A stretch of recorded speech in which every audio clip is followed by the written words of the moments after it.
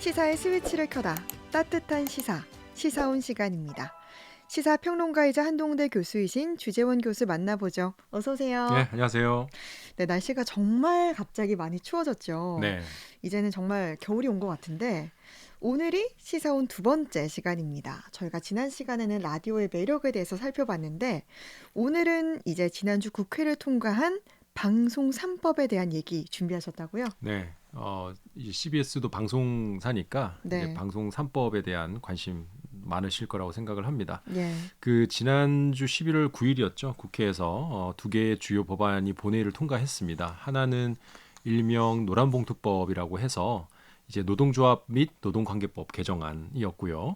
다른 하나는 일명 방송 3법이라고 불리는 이 방송법, 방송문화진흥회법, 한국교육방송공사법 네. 개정안 세 가지를 합쳐서 네. 이제 패키지로 방송 3법이라고 합니다. 네, 그러니까 지난주 이동관 방송통신위원장 탄핵소추와 관련해서 이슈가 되던 중에 이 해당 법안이 통과가 된 거죠? 당일 되게 이제 그 긴박하게 돌아갔어요. 저도 네. 이제 계속 속보를 보면서 이제 좀 팔로우 해 나갔는데 당초 여당이 국민의힘에서 이제 9일 본회의에서 이제 필리버스터 즉 국회가 보장하는 이제 무제한 토론이죠. 이제 이 제도를 통해서 노란봉투법과 방송 3법을 끝까지 저지하려고 했었습니다. 네. 근데 민주당이 이제 이동관 방통위원장 탄핵안을 당론으로 결정을 하고 이제 본회의에 상정한다라는 이야기가 돌면서 이제 예. 상황이 좀 급변했어요. 그래서 돌연 국민의힘에서 이제 필리버스터 신청을 철회를 했고요. 이제 이렇게 되면서 국민의힘 입장에서는 노란봉투법과 방송 3법을 포기하고 대신에 이동관 방통위원장을 일단 구했다라고 네. 볼 수 있을 것 같습니다. 이렇게 된 거는 그럼 어떤 의도가 좀 있었다고 볼 수 있을까요? 이 고도의 이제 정치적인 전략 싸움인 것 같아요. 네. 기억하실지 모르겠지만 작년 이태원 참사 이후에 이상민 행안부 장관에 대한 탄핵안이 국회를 통과했었잖아요. 네. 이제 그리고 이제 헌법재판소의 최종 판결까지 167일간에 걸쳐서 이제 행안부 장관에 대한 직무 정지가 이루어졌습니다. 예. 이제 당시에 이제 그 행정부의 타격을 받을 수밖에 없었고 이러한 경험에 대한 이제 학습 효과가 이제 네. 국민의힘에는 분명히 있었던 것 같아요. 현재 5인 체제로 운영되어야 하는 이 방통위에 현재로서는 지금 위원장과 부위원장 2인 체제로 좀 운영이 되고 있습니다. 예. 사실 파행적으로 이제 운영되는 상황인데 네. 만에 하나 이제 이동관 위원장에 대한 탄핵안이 국회에 통과하게 되면 일시적으로 이제 1인 체제로 바뀌게 되는 거죠. 그렇죠. 그러면 이제 이 방통위 같은 경우는 이제 합의제 기구라고 법적으로 명시가 되어 있기 때문에 방통위의 모든 업무가 올스톱되게 됩니다. 따라서 이제 정부 여당 입장에서는 무슨 수를 써서라도 내년 총선에 영향을 미칠 수밖에 없는 이 방송통신위원장을 지켜야 하는 상황이 돼버린 거죠. 네. 그러니까 이상민 장관의 전철을 밟지 않겠다라는 거네요. 그게 핵심입니다. 이제 옛날 무협지를 보면 굉장히 유명한 말이 있죠. 살을 주고 뼈를 취한다라는 유명한 표현이 있는데 예. 지난주 여당의 전략이 좀 이러한 맥락과 유사했던 것 같아요. 노란봉투법과 방송 3법 통과를 어떻게든 막았으면 좋았겠지만 이제 방통위원장 탄핵이라는 초유의 사태가 좀 더 큰 문제라고 받아들였던 것 같고요. 특히 내년 총선을 앞두고 이제 여론에 민감할 수밖에 없는데 이제 박민 이 KBS 신임 사장도 이제 대통령이 재가를 통해서 KBS 분위기도 많이 달라질 거고 네. 뭐 이런 상황에서 이제 방통위원장의 부재다라고 하는 것은 지금 정부 여당의 입장에서는 굉장히 좀 안 좋은 이제 신호가 될 수밖에 없는 거죠. 네. 물론 이제 국회 본회의를 통과한 두 법안에 대해서도 대통령이 거부권 행사를 할 가능성이 굉장히 높습니다. 네. 이제 이미 우리가 올 초에 양곡관리법, 그다음에 간호법에 대한 국회 본회의 통과한 법안에 대해서 대통령이 이제 그 거부권 행사를 한번 했었잖아요. 행사를 했었는데 그렇기 때문에 이제 그 대통령 입장에서는 부담이 전혀 없지는 않을 거예요. 그렇기 때문에 여당이 국민의힘에서는 끝까지 이제 본회의 통과를 저지하려고 했던 것인데 뭐 사실 이거는 이제 본회의가 통과가 되더라도 대통령이 좀 부담은 느끼겠지만 거부권 행사를 하면 되는 사안이기 때문에 이제 그것보다는 방통위원장을 지키는 것에 좀 더 사활을 걸었다라고 볼 수 있겠죠. 네. 뭐 아무래도 지금 방송업계에 종사하다 보니까 이번에 국회를 통과한 방송 3법 관심을 갖지 않을 수가 없는데 그 내용을 좀 자세하게 소개해 주시죠. 네, 그 방송 3법이 사실은 이제 일반 국민들에게는 잘 안 알려져 있어요. 네. 이 법은 사실 그 KBS와 MBC, EBS 이사수를 대폭 늘리고 음. 지금의 이제 현행 9인 체제, 11인 체제에서 이사를 이제 21인 체제로 이제 바꾼다라고 네. 하는 것이 골자이고요. 또 이제 공영방송 사장 선출 등과 같은 이사회 운영에서의 정치적 입김을 최소화하겠다라고 하는 것에 이제 방점을 찍고 있습니다. 예. 이제 3대 공영방송 이사들의 추천은 사실상 대통령과 국회가 독점을 하고 있는 상황이거든요. 예. 그리고 이사회 역시도 여권의 우위 구도로 맞춰지도록 되어 있습니다. 그렇기 때문에 역사적으로 본다면 어떤 정당이든지 간에 정권을 차지하게 되면 자신들에게 유리한 사람들을 사장으로 앉히고 이사로 앉히려고 했던 노력들이 이어져 왔던 것이고요. 예. 그렇기 때문에 이거를 좀 21인 체제로 확대함으로써 이제 국회나 대통령이 무작정 임명하는 것이 아니라 어떤 그 학계나 전문가 집단들도 좀 포함시키고 더 네. 나아가서 좀 시민단체나 이런 사람들의 다양성을 확보함으로써 좀 정치적인 쟁점에서 자유롭도록 방송을 좀 보장하도록 하자라고 하는 것이 이제 골자라고 볼 수가 있습니다.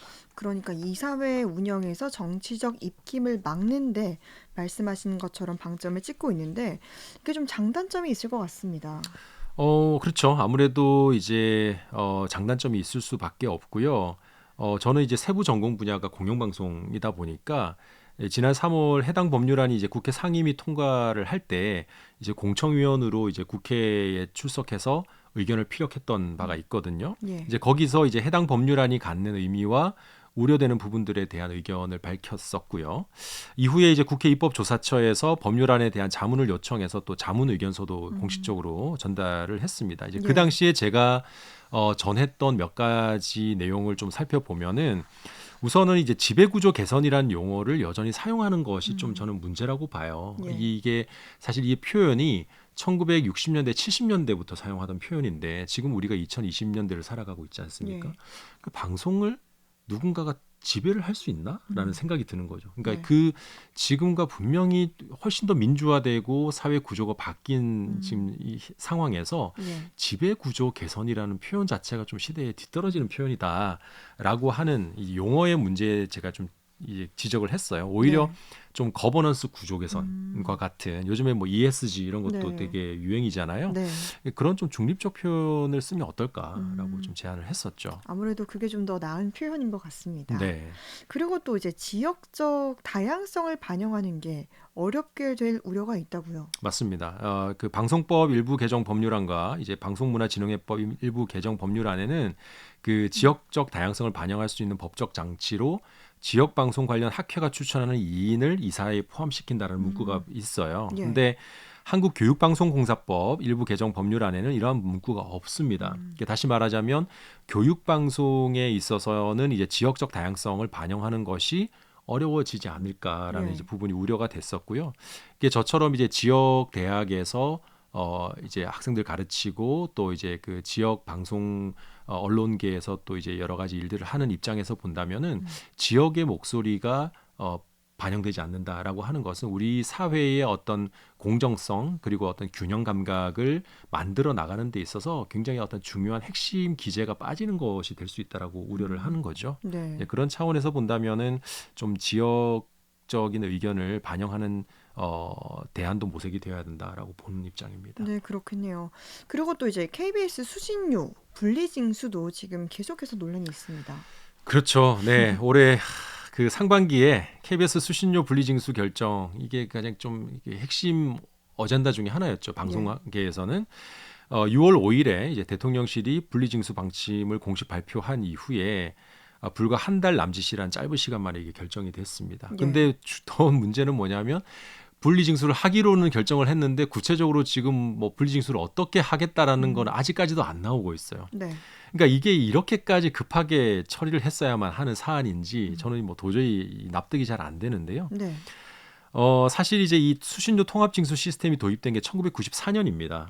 네, 그 당시 우리나라 전체 징수율이 53%, 약 절반에 불과했었거든요. 예.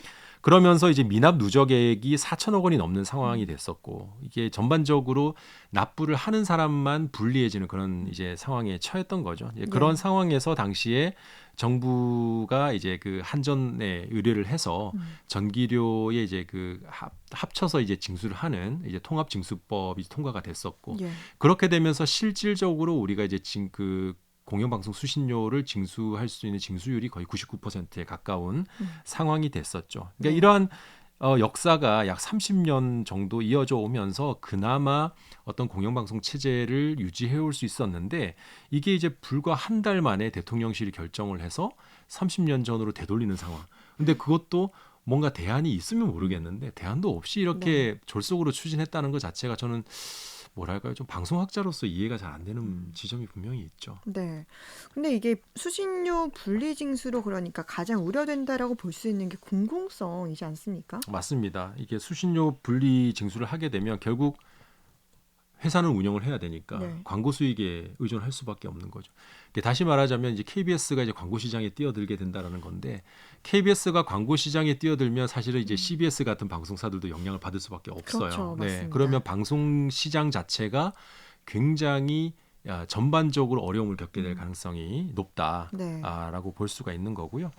그 1차적인 피해를 입는 것은 결국 이제 지역민들이 될 가능성이 높습니다. 그나마 공영방송이기 때문에 이제 지역국을 운영하고 지역민들의 목소리를 어떻게든 좀 반영하려고 노력을 해왔었는데, 네. 그러한 것들이 이제 재정난에 시달리게 되면서 그러면 지역에 있는 공영방송사들, 지역국들, 촌국들 정리하자라고 돼버리면은 결국 지역민들의 목소리를 대변할 만한 방송사가 줄어들 수밖에 없게 되는 그런 거죠. 얘기들은 계속해서 나오고 있었던 부분이죠. 그렇습니다. 그래서 만약에 지역에서 어떤 사건이 터지고 뭐 우리 포항 지역이다라고 예를 들자면은 뭐 지진이 발생하고 뭐 태풍이 온다라고 했을 때 네. 많은 사람들이 아우 뭐 요즘에 OTT 재밌는 거 많은데 넷플릭스 보면 되지, 뭐 유튜브 보면 되지, 이런 얘기를 하지만 과연 그런 OTT 플랫폼들이 우리 지역 사회의 재난 상황에서 우리 지역의 목소리를 대변할 수 있는가? 네. 예, 그렇지는 않겠죠. 네. 그렇다고 본다면은 우리 지역에 있는 공영방송사, 또 우리 지역에 있는 우리 CBS 같은 방송사들이 굉장히 큰 역할을 하고 있다라고 볼 수가 있겠고요. 뭐 저는 결론적으로 이 말씀 드리고 싶어요. 이 법과 제도는 시대에 맞게 변해야 하고, 그것은 이제 과거로의 회귀가 아니라 미래지향적으로 나아가야 된다, 바뀌어야 된다라고 보는 거죠. 그렇다고 본다면은 최근에 우리 논란이 되었던 방송 3법 그리고 노란봉투법 같은 것들이 앞으로 좀 계속 미래지향적으로 논의가 돼야 되고, 이것에 대해서 무작정 그냥 대통령이 거부권을 행사하는 것이 아니라 이것을 좀 더 이제 우리 사회에 공론화시키고 더 나은 방향으로 좀 법안이 마련돼야 되지 않을까라고 생각을 합니다. 네.